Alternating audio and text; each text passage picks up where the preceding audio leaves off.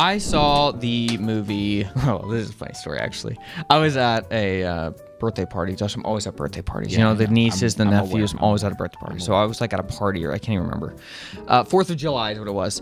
And so that's America's birthday. So there Happy you go. birthday, America. So I was sitting around the table, Sarah's dad and brother-in-law, and they were there a little late, and the dad was, and he was like, we just got back from a movie that was so good. And I was like, what was it? And he was like, I can't remember the name of it. Can't remember the name. And I was like, all right, well, when you remember. And he was like, The Smell of Freedom. The Smell of Freedom.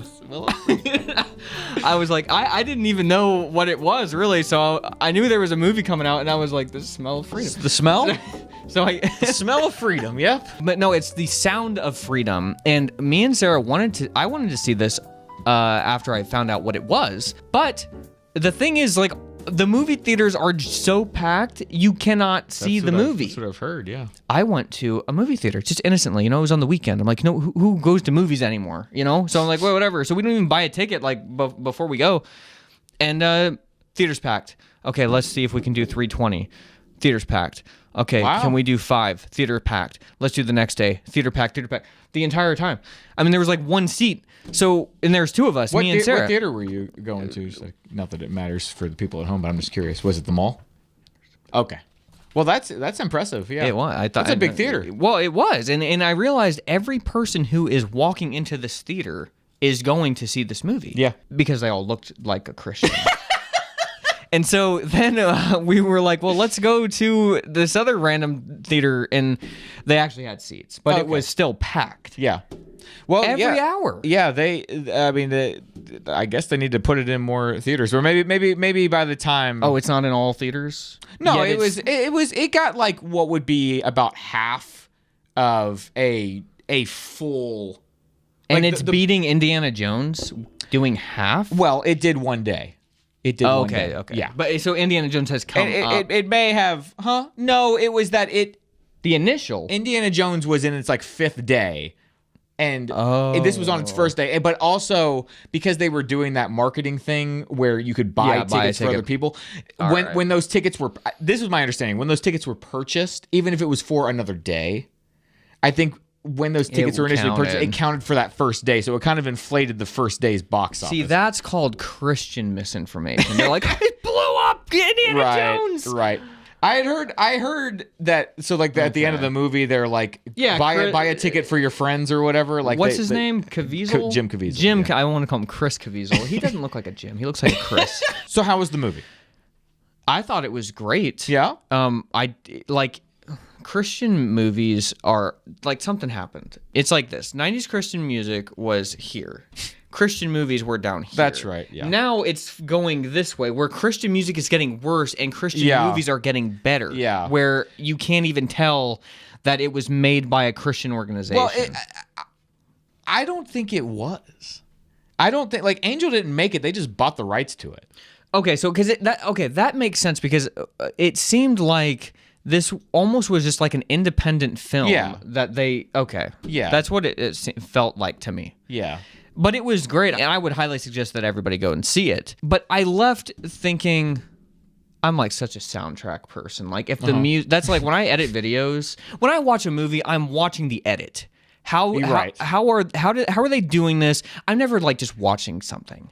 I'm like watching this, seeing like, I know. And it's actually a curse, Josh. I know. We've talked about this quite a bit. I'm watching it to see how are they piecing this together to get the best emotional effect. Right. And I felt the soundtrack was lacking on that. Now, there were some songs that were good. A lot of it was like South American music, which was cool. The score, or like the songs they picked for to make you feel more emotional. No, just like the score in general. Okay, but I like that it was like South American kind of like music because I like that music. Mm-hmm. But I don't know, there was just something about it that was just felt. I was like, why? Mm-hmm. This could have like up to this movie like literally 5 times if the soundtrack had been better. Yeah. especially there's one song that they just kept playing like in the thing, and I was like, this isn't even that good. Don't you hate when there's like one random thing about a movie that like takes me out of it? You I was can't. Like, man, it's like this is a movie. Now that I had this this thought, I can't take it out of my head. I know that's always so irritating when that happens in a movie. But but other than that, you liked it?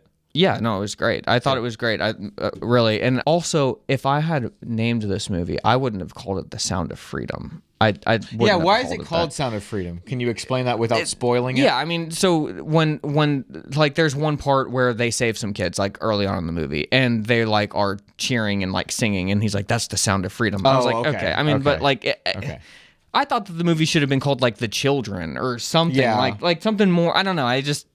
Because then you get confused. Is it the smell of freedom? Is it the sound of freedom? You know, the feeling of freedom, the sight of freedom. So we weren't sure which sense we were freedoming. Which sense are we? But yeah, I mean, great movie. I feel like I should have more to say about it, but I don't want to give anything away. Okay, but it really is a true story. Like they filmed on location. Like they went to Colombia. And they actually filmed in a very dangerous area. From what I understand, watching like things about the movie, it's really each event is like what actually happened. And the guy who it's about was like on location with them, like kind of seeming like making sure everything was done right. So it's not like based on, it's like actually is like a true story as far as I can tell. I'm excited to see it. I hope that once it, I mean, if it's doing well enough in theaters.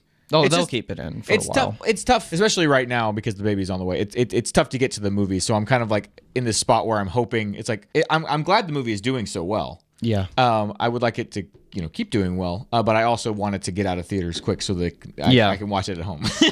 Yeah. Selfishly, I heard people saying that it was like it was a great movie, and I was like it's actually like really good. Yeah, yes. And then you told me it was really good. I would go and see it again. But again, there's something about it that when I watched it and I left the theater, I felt like it could have been more impactful somehow. Like it was missing something. And I'm every day I've thought, what was that thing that it was missing? There was something and I still cannot put my finger on it. And I don't see anybody else saying this. So I don't know if it's just me. You're the first person who's commented on the soundtrack to me. So maybe that's what it was. I don't know. I don't know. Maybe that's what it was. But all right. But it was still. I mean, like that's just me. It was very good. Enriched your life? It did enrich my life. Okay. Yes, definitely. It made me want to do something about something. So I know that was a good movie. If I left the theater thinking something should happen more.